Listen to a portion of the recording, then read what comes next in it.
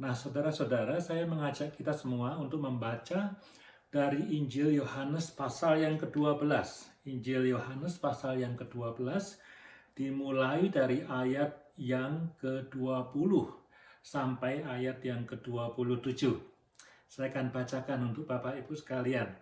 Di antara mereka yang berangkat untuk beribadah pada hari raya itu, terdapat beberapa orang Yunani. Orang-orang itu pergi kepada Filipus yang berasal dari Betsaida di Galilea, lalu berkata kepadanya, "Tuan, kami ingin bertemu dengan Yesus." Filipus pergi memberitahukannya kepada Andreas. Andreas dan Filipus menyampaikannya pula kepada Yesus. Nah, perhatikan mulai ayat 23. Tetapi Yesus menjawab mereka, katanya, "Telah tiba saatnya anak manusia dimuliakan. Aku berkata kepadamu, sesungguhnya jikalau biji gandum tidak jatuh ke dalam tanah dan mati, ia tetap satu biji saja. Tetapi jika ia mati, ia akan menghasilkan banyak sekali buah." Perhatikan statement yang pertama ini. Statement yang kedua, ayat 25, barang siapa mencintai nyawanya, ia akan kehilangan nyawanya. Tetapi barang siapa tidak mencintai nyawanya di dunia ini, ia akan memeliharanya untuk hidup yang kekal. Itu statement yang kedua. Statement yang ketiga, ayat 26, barang siapa melayani aku, ia harus mengikuti aku, dan di mana aku berada, di situ pun pelayananku akan berada. Barang siapa melayani aku, ia akan dihormati Bapa. Ayat 27, sekarang jiwaku terharu, dan apakah yang akan kukatakan? Bapa, selamatkanlah aku dari saat ini. Tidak, sebab untuk itulah aku datang ke dalam saat ini. Luar biasa firman Tuhan ini, saudara. Saya ingin menceritakan sedikit latar belakang bagaimana kita sampai kepada Yohanes pasal yang ke-12 ayat yang ke-20 tadi. Saudara, untuk bisa memahami Yohanes pasal yang ke-12, kita perlu melihat cerita, menengok cerita yang terjadi pada Yohanes pasal yang ke-11. Di dalam Yohanes pasal yang ke-11, Tuhan Yesus menunjukkan kuasanya dengan membangkitkan Lazarus. Ya, Lazarus ini saudara dari Maria dan Marta, dan kakak beradik ini, tiga orang ini sangat disayangi oleh Tuhan Yesus. Nah, pada suatu kali Lazarus sakit dan kemudian mati dan sudah ada dalam kuburan itu selama 4 hari. Lalu Yesus datang, Maria dan Marta datang kepada Tuhan Yesus dan mengatakan kepada Tuhan Yesus, "Seandainya saja beberapa hari yang lalu engkau ada di sini, pasti saudaraku Lazarus tidak akan mati." Tapi Yesus tahu semua itu dan dia ingin menunjukkan kuasanya. Dan kemudian dia minta orang untuk menggulingkan batu di depan kuburan Lazarus. Dan kemudian dia berkata kepada Lazarus, "Lazarus, bangun dan keluarlah." Dan kemudian Lazarus keluar. Dan orang-orang tercengang dan kagum karena biasanya Tuhan Yesus itu memberikan nubuat dengan menyembuhkan orang sakit. Biasanya Tuhan Yesus membuat mujizat meredakan badai di Danau Galilea. Tuhan Yesus membuat mujizat mengusir setan. Tuhan Yesus membuat mujizat memberi makan 5.000 orang. Tapi ini kali orang sudah mati dan kemudian dia bisa bangkit kembali. It's a big one. Ini adalah mujizat yang amat luar biasa bagi orang-orang yang menyaksikannya. Dan orang-orang yang menyaksikannya itu dimulai dengan orang-orang yang sedang menghibur Maria dan Marta kematian saudaranya, menjadi percaya kepada Tuhan Yesus, menjadi mengeluh-elukan Tuhan Yesus, menjadi menjadi pengikut Tuhan Yesus karena apa yang sudah diperbuatnya terhadap Lazarus. Nah, kenyataan ini sangat mengkhawatirkan para pemimpin agama Yahudi. Pemimpin agama Yahudi merasa tidak aman karena apa? Semakin banyak orang yang mengikuti Tuhan Yesus yang di dalam Injil Yohanes mengaku diri sebagai anak Allah. Dan orang Yahudi sangat tidak suka dan sangat tidak bisa menerima itu. Dan mereka ingin membunuh Tuhan Yesus. Dengan kejadian Lazarus, di mana makin banyak orang yang mengeluh-elukan Tuhan Yesus. Tuhan Yesus semakin populer, pengaruhnya semakin luas.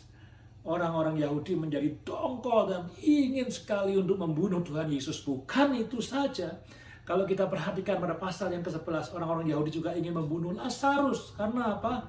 Naturally, kemanapun Lazarus pergi, dia akan menyaksikan, aku pernah mati, bahkan 4 hari, tapi kemudian dibangkitkan oleh Tuhan Yesus.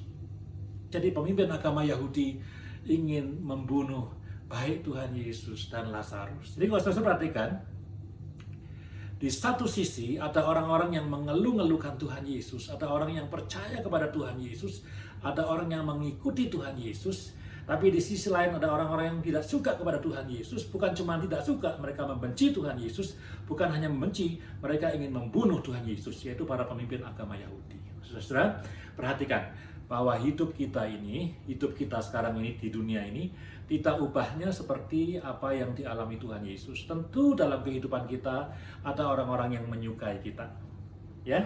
Dan tentu dalam kehidupan kita ada orang-orang yang tidak menyukai kita. Itu hal yang wajar, bukan? Itu hal yang biasa-biasa saja. Tapi perhatikan satu hal ini. Kita hidup bukan untuk menyukakan orang-orang yang menyukai kita. Kita hidup juga bukan untuk menghindari orang-orang yang tidak menyukai kita. Saya ulang sekali lagi, saudara. Dalam hidup ini adalah hal yang biasa bahwa ada orang yang menyukai kita, yang like us, dan ada orang yang tidak suka kepada kita, yang dislike us. Like and dislike itu normal ya dalam kehidupan kita. Tapi perhatikan ini, hidup kita bukanlah untuk menyenangkan orang-orang yang menyukai kita. Hidup kita juga bukan untuk membenci orang-orang yang tidak menyukai kita. Bahkan sebetulnya Alkitab mengajarkan engkau harus mengasihi dan mendoakan musuh-musuhmu. Jadi sama sekali hidup kita itu bukan untuk mencari, perhatikan ini, hidup kita bukan untuk mencari popularitas. Kalau kita hanya bekerja sama dengan orang-orang yang menyenangi kita, dan menghindari orang-orang yang tidak kita senangi atau yang tidak menyenangi kita, itu kita artinya orang yang hidupnya mencari popularitas. Kita mencari tempat di mana kita diterima dengan baik, kita mencari tempat di mana kita dielu-elukan, kita mencari tempat di mana kita disenangi dan merasa aman. Nah, hidup orang Kristen yang diajarkan oleh Alkitab bukan hidup yang mencari popularitas, bukan hidup yang hanya mau tinggal di antara orang-orang yang menyenangi kita. Nah, perhatikan ini, ayat yang ke-27. Saya mulai dengan ayat yang terakhir yang kita baca, yaitu ayat ke-27. Tuhan Yesus bertanya seolah-olah kepada dirinya sendiri. Kita baca ya, ini ayatnya luar biasa, ayat 27. Sekarang jiwaku terharu, dan apakah yang akan kukatakan? Ya, Yesus nanya sama dirinya sendiri, apa yang akan kukatakan? Dia udah mau mati, ini udah memberitakan kematiannya, begitu ya. Apakah aku harus mengatakan, Bapa, selamatkanlah aku dari saat ini?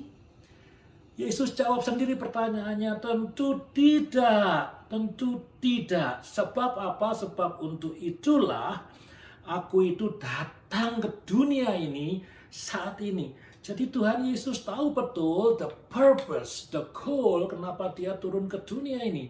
Dia harus mati dan disalibkan untuk menebus dosa-dosa manusia.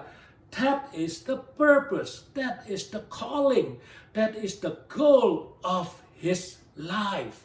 Yaitu untuk mati, naik ke kayu salib, menebus dosa manusia, menyelamatkan orang-orang yang percaya di dalam namanya. That is the purpose. Jadi Tuhan Yesus hidupnya bukan didriven, bukan dimotivasi oleh orang-orang yang mengeluh-ngeluhkan dia.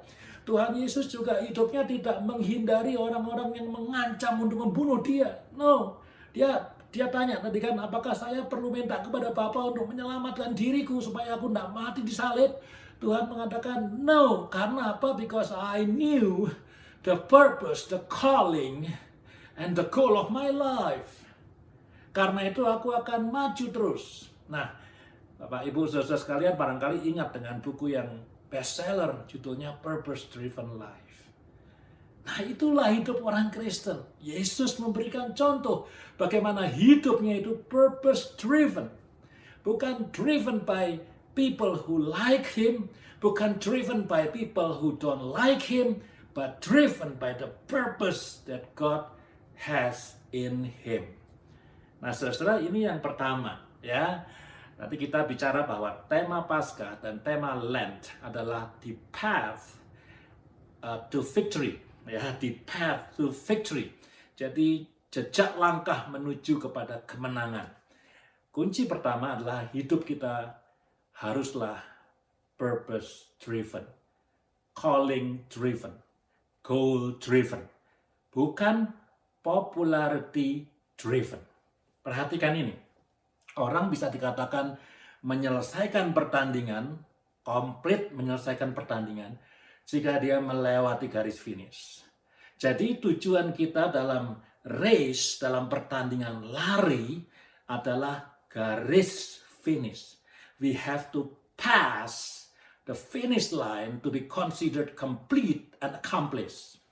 Jadi kalau kita misalnya yang mendriven hidup kita itu adalah popularity, adalah orang-orang yang menyukai kita atau menghindari orang-orang yang tidak menyukai kita, kita bisa end up on the other line.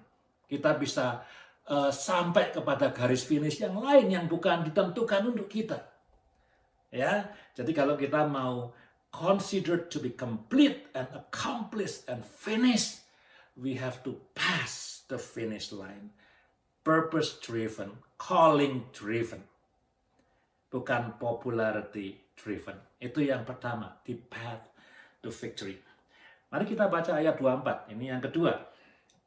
Ayat 24, saya katakan ini statement yang pertama, dikatakan, aku berkata kepadamu sesungguhnya jikalau biji gandum tidak jatuh ke dalam tanah dan mati, ia tetap satu biji saja. Tetapi jika ia mati, ia akan menghasilkan banyak buah. Nah, saudara, biji, ya, biji gandum atau biji jagung atau biji beras, ya, gabah itu menggantung di induknya, di tanaman induknya. Itu kalau bijinya udah semakin besar dan semakin berat, maka semakin merunduk. Itu ada pepatahnya, semakin merunduk begitu ya, karena makin berat. Jadi biji-biji itu growing, bertumbuh dari kecil menjadi besar, menjadi besar, menjadi besar sampai kemudian saatnya matang, dipanen oleh para petani. Setelah dipanen, biji ini diapakan? Tentu dia harus disimpan, ya, disimpan.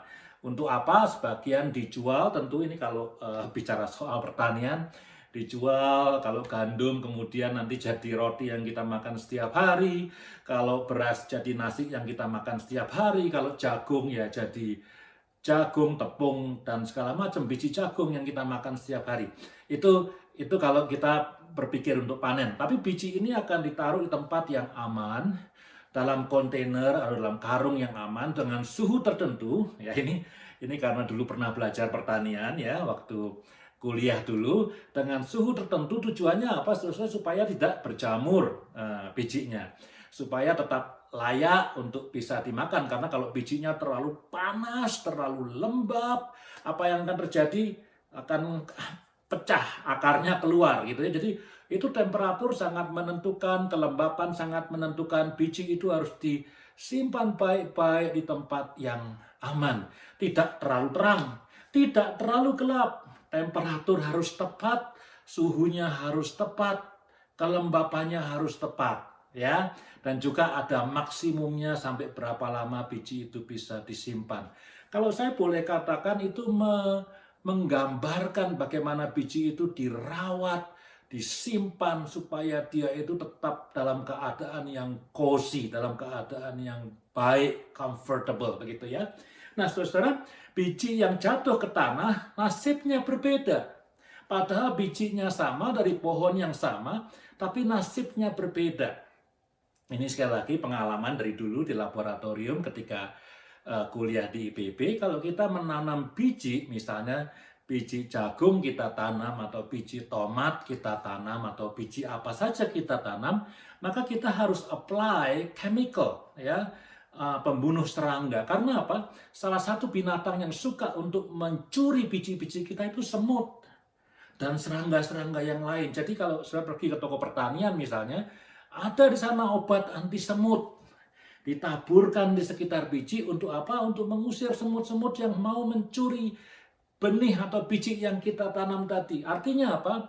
Begitu biji taruh di tanah, maka ada ancaman yang besar, ada resiko yang besar, bisa dimakan semut misalnya. Yang kedua apa? Ketika dia di atas tanah, tidak ada lagi yang melindungi dia. Bisa terbawa angin, kalau hujan dia akan kehujanan, kalau banjir saya tidak tahu apa akibatnya, kalau panas dia kepanasan, kalau dingin dia kedinginan, kalau lembab dia lembab, dan seterusnya dan seterusnya. Jadi dia tidak lagi dalam situasi yang cozy, yang comfortable seperti dalam kontainer, tapi dia dilepaskan sedemikian rupa di alam dan harus menghadapi semua tantangan yang harus dihadapi. Entah itu semut, entah itu angin, entah itu air, matahari, dan segala macam. Dan saudara, pada waktunya ketika dia sudah matang, biji yang di tanah itu matang dalam arti sudah siap untuk mengeluarkan akar, maka dia akan crack. Ya, kulit bijinya akan pecah, didesak dari dalam, kemudian keluarlah akar ke bawah dan batang ke atas. Jadi menjadi biji yang di tanah itu, kalau saya boleh katakan dengan satu kata, is so painful, so hurting, menyakitkan, melukai, ya, kedinginan, kepanasan, kebanjiran, masuk angin, dan kemudian at the end dia akan dikerak, dipecah supaya apa? Akarnya bisa keluar dan stemnya, batangnya bisa naik ke atas dan nanti tumbuh daun-daun dan tumbuh buah di atas.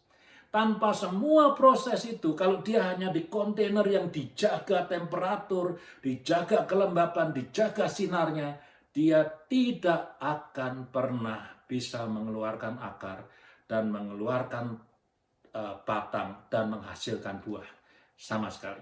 Itu yang dikatakan Tuhan Yesus. Kalau biji tidak mati, kalau biji tidak melalui proses yang painful dan hurting, maka forever dia akan tetap sebagai satu biji saja. Tapi kalau dia mengalami semua proses dan challenges di atas tanah itu, maka dia akan menjadi pohon yang baru, yang menghasilkan buah. Nah, saudara, apa yang kita bisa belajar dari hal ini? Poin yang kedua, ya. Victory bagi Tuhan Yesus, kemenangan bagi Tuhan Yesus itu bukan kalau kita bisa memperoleh segala sesuatu bagi diri kita sendiri. Kalau kita bisa tambah kaya, kalau kedudukan kita bisa naik jadi direktur, jadi bos. Kalau kita menjadi terkenal, kemudian itu disebut sukses atau victory atau apa itu, kemenangan, keberhasilan hidup. Bukan seperti itu. Di sini kita melihat bahwa keberhasilan hidup adalah jika hidup kita, ini diharapkan di mata Tuhan Yesus, jika hidup kita bisa menjadi seperti buah yang dinikmati oleh orang lain. Sehingga orang lain bisa merasakan manfaatnya dari hidup kita. That is success, that is victory. Ya toh? Apakah benih yang disimpan dalam karung itu tidak ada gunanya? Ya ada gunanya. Tapi benih ini tidak akan bisa menghasilkan buah-buah yang banyak kalau dia tidak mati dan painful, melalui proses yang painful dan hurting. Dia tidak akan bisa menjadi berkat, tidak bisa menjadi manfaat bagi orang lain. Ya, jadi kebalikan dengan pandangan dunia. Pandangan dunia, sukses apa? Kalau rumahku banyak, kalau mobilku banyak, kalau pangkatku tinggi, kalau perusahaanku banyak, apalagi kalau uangku banyak dan seterusnya. Tapi di dalam Tuhan, sukses, kemenangan, keberhasilan adalah seberapa banyak dan seberapa besar hidup kita itu bisa bermanfaat untuk orang lain, bisa menjadi buah yang dinikmati oleh orang lain. Ya, itu yang kedua. Mari kita baca yang ketiga, ayat selanjutnya, ayat 25.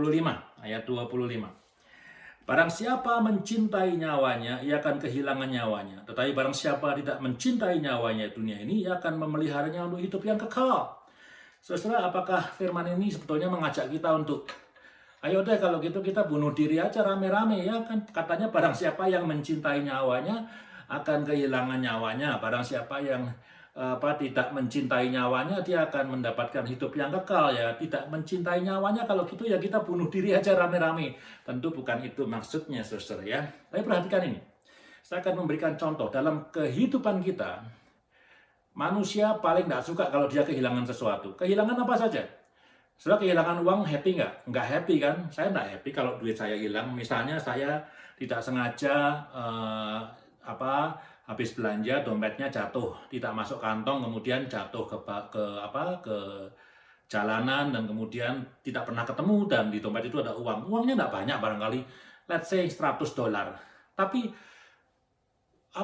ingatan itu sedih karena uang hilang itu bisa berhari-hari, bisa kadang berminggu, kadang berbulan-bulan, aduh dompetku hilang, duitku hilang $100 dan seterusnya dan seterusnya. Nggak happy, ya kan kalau uang hilang. Kalau mobilnya hilang, mobil mungkin nggak hilang ya. Emang mobil bisa dicuri, tapi kalau mobilnya hilang dalam arti kena crash, penyok, sedih enggak? Nggak ada yang seneng, semua sedih. Ya meskipun diganti asuransi, kita yang sayang dengan mobil kita, kalau mobil kita penyok ditabrak, kita akan sedih, something hilang di sana. Ya, yang tadinya mulus sekarang jadi penyok, gitu ya. Kita nggak happy. Apapun saja, ya kehilangan itu bukan hal yang menggembirakan. Ya, saya assume bukan hal yang bukan saya assume, saya percaya kehilangan apapun juga, entah itu harta, entah itu mobil, entah itu rumah, uang, buku, benda apapun juga, itu tidak menyenangkan. Kita tidak suka kehilangan, pada umumnya begitu ya. Tapi saudara-saudara, kalau kita kehilangan uang, tadi $100 di dompet saya, maka kalau sekarang umur saya 50-an, maka $100 itu dengan saya bekerja keras sedikit, mungkin within days or weeks saya bisa regaining, saya bisa dapatkan kembali $100 itu. Kalau misalnya mobil saya penyok ya dengan bantuan asuransi atau kalau itu salah saya dengan bantuan uang saya bisa perbaiki mobil itu ya, bahkan beli mobil yang baru is not impossible. Ada kemungkinannya bisa seperti itu ya. Kalau kita kehilangan jabatan, ya kehilangan jabatan hari ini, kehilangan pekerjaan hari ini, mungkin beberapa bulan lagi atau beberapa tahun lagi kita bisa mendapatkan pekerjaan yang lebih baik atau jabatan yang lebih baik. Ya, betul kan, saudara ya? Tapi kalau kita mati di dunia ini, maka kalau kita orang Kristen yang percaya kepada Tuhan Yesus dan sebagai Tuhan dan Juru Selamat, maka regaining atau kita mendapatkan hidup kita kembali bukan lagi di atas dunia ini, tapi nanti dalam kehidupan yang kekal, yang dikenal sebagai keselamatan yang kekal. Ya, jadi beda. Kehilangan mobil dengan kehilangan nyawa beda, kehilangan uang dengan kehilangan nyawa beda, kehilangan pekerjaan dengan kehilangan nyawa beda. Semua tadi pekerjaan, uang, rumah, mobil bisa dicari lagi selama kita hidup di dunia. Tapi kalau kita kehilangan nyawa ya sudah habis. Maka nyawanya atau hidup yang baru itu kita dapatkan dalam kehidupan yang kekal, yaitu our future eternal life. Nah, saudara perhatikan di sini, bagi Tuhan Yesus, victory, kemenangan atau keberhasilan itu bukan hari ini berapa banyak rumahku, hari ini apa gelarku, hari ini berapa banyak uang di account bankku, hari ini berapa banyak perusahaanku, hari ini berapa banyak mobilku. Itu bukan sukses dan keberhasilan dan kemenangan yang ada di kepala Tuhan Yesus. Bagi Tuhan Yesus, the true victory, ya, the true victory, keberhasilan yang sesungguhnya itu adalah your future eternal life in heaven. Itu puncaknya, itu the crown. Bukan berarti kita tidak harus memikirkan hidup kita selama di dunia ini, tapi kalau kita melihat bahwa keberhasilan yang utama dalam hidup kita adalah pencapaian-pencapaian dalam dunia kita yang fana ini, perhatikan ini, kita telah tertipu. Kita telah tertipu. Ya, maka itu Tuhan mengatakan, saya katakan beberapa waktu yang lalu, jangan hanya menyimpan harta di dunia, karena rayap dan ngengat merusakkannya. Tapi simpanlah, invest hartamu di surga. Kalau saya katakan kita tidak boleh hidup sembarangan. Kita harus bekerja keras dalam kehidupan di dunia ini. Tapi kalau kita melihat bahwa keberhasilan di dunia yang fana ini sebagai sesuatu yang utama, yang harus dikejar, maka kita telah tertipu. Karena keberhasilan yang utama dan kemenangan yang utama menurut Tuhan Yesus adalah your future eternal life. Dan perhatikan satu hal lagi. Your future eternal life tidak dapat dicapai. Cuma ada satu caranya. Yaitu dengan kematian di dunia ini. Ya atau ya? Saudara kalau mau ke Calgary, kalau mau ke Vancouver dari Calgary, ada banyak cara. Bisa naik pesawat terbang, bisa drive. Kalau mau challenging bisa jalan, bisa naik sepeda, bisa naik helikopter, bisa naik kereta api. Ya, saudara, ada beberapa pilihan untuk bisa jalan dari Calgary ke Vancouver atau dari Vancouver ke Calgary. Tetapi saudara, untuk menikmati hidup yang kekal, hanya ada satu jalan. Yaitu apa? Kita mati dari kehidupan yang fana ini. Selama kita masih hidup di dunia, kita belum bisa menikmati kehidupan yang kekal yang Tuhan janjikan. Karena apa? Ya masih di dunia. Di dunia masih apa? Masih sakit, masih ada corona, masih bisa flu, bisa demam, bisa lapar, bisa disakiti orang, bisa sakit hati, dan seterusnya dan seterusnya. So the only way to eternal life adalah kematian di dunia ini. Nah, itu yang kedua, saudara, bahwa sukses is not apa yang kita capai dalam kehidupan di dunia fana ini. Sukses yang sesungguhnya, garis finish yang sesungguhnya adalah entering the eternal life with God. Ya, kita lanjutkan ayat yang ke-26. Ya, ini ayat terakhir yang kita akan baca. Barang siapa melayani aku, ia harus mengikut aku, dan di mana aku berada, di situ pun pelayanku akan berada.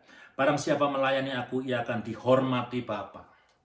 Yang ketiga, Tuhan Yesus sangat jelas sekali bahwa dia ingin mengatakan bahwa servant, being a servant atau servanthood itu sesuatu yang dihormati Bapa. Bukan sembarang pelayan, tapi barang siapa melayani aku, barang siapa melayani Yesus, barang siapa melayani anaknya yang tunggal yang diutusnya ke dunia, maka dia akan menghormati orang-orang itu.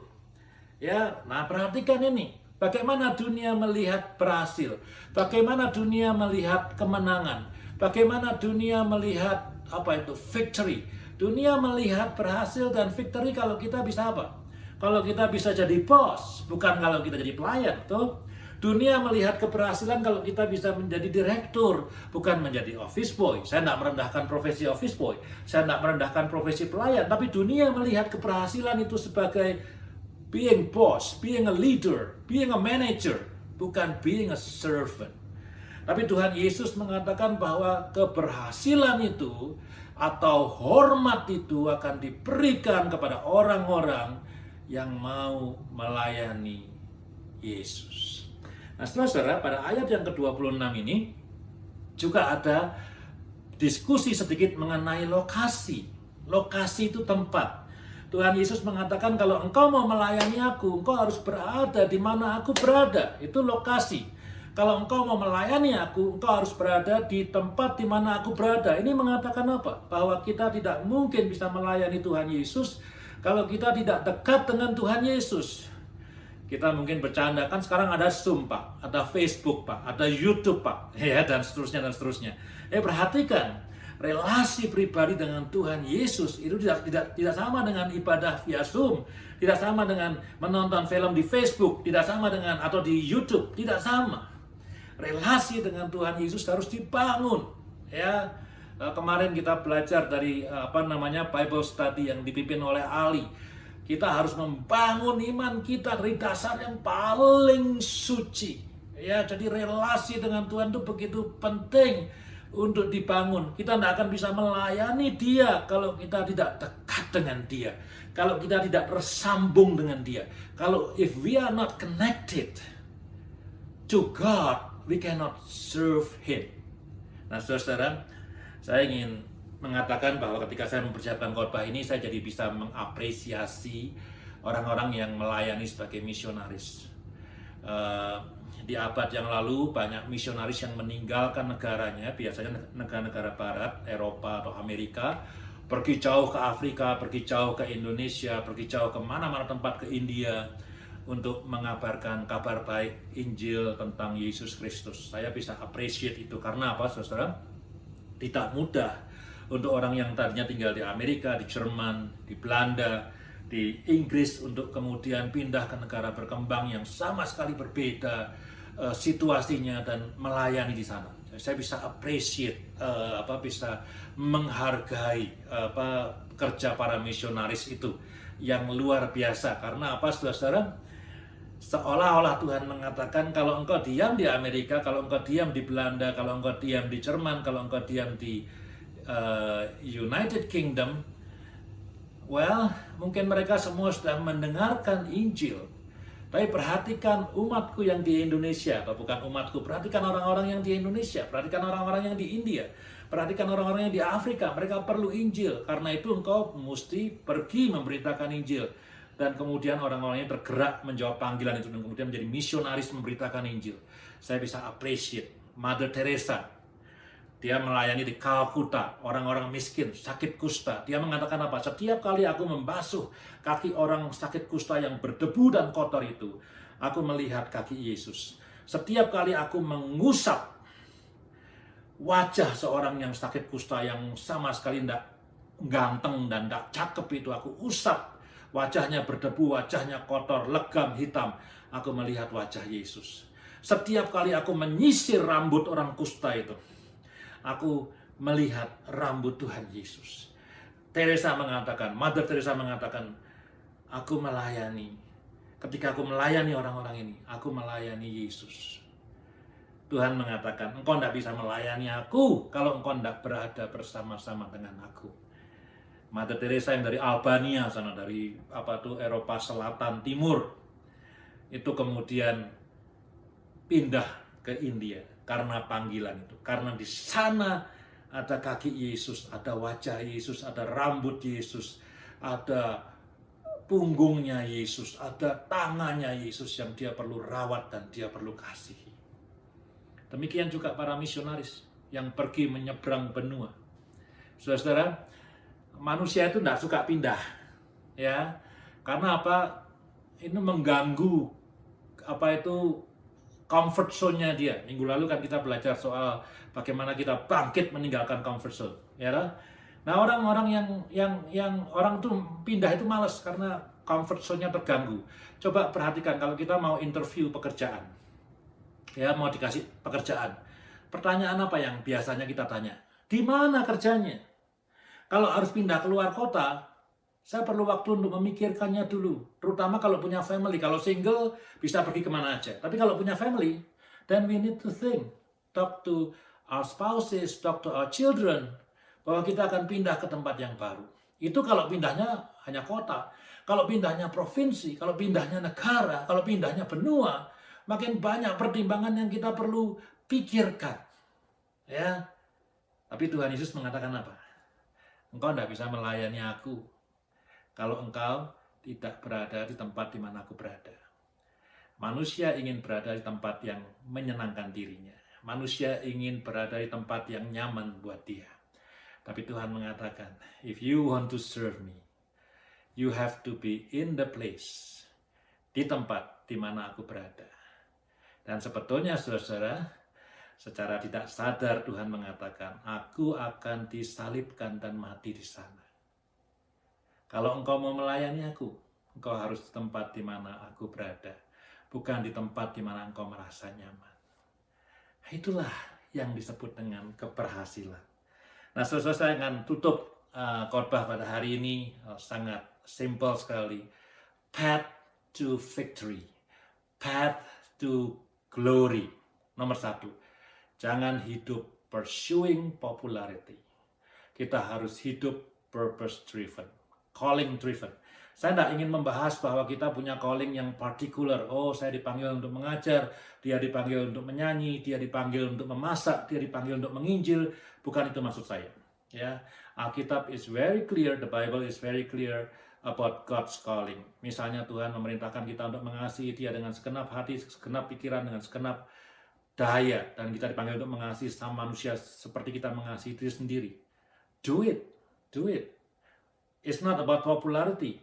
It's the will of God. Firman Tuhan mengatakan kita harus making disciples untuk semua bangsa. Do it. Beritakan Injil. Beritakan Injil.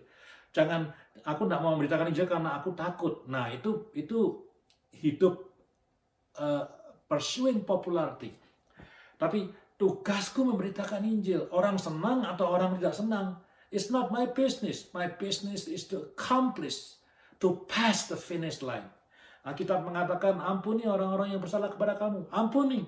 Alkitab mengatakan, be kind, be kind, be generous, be generous. Taat kepada firman Tuhan, taat kepada firman Tuhan. Hidup kita bukan hidup yang mengejar popularity.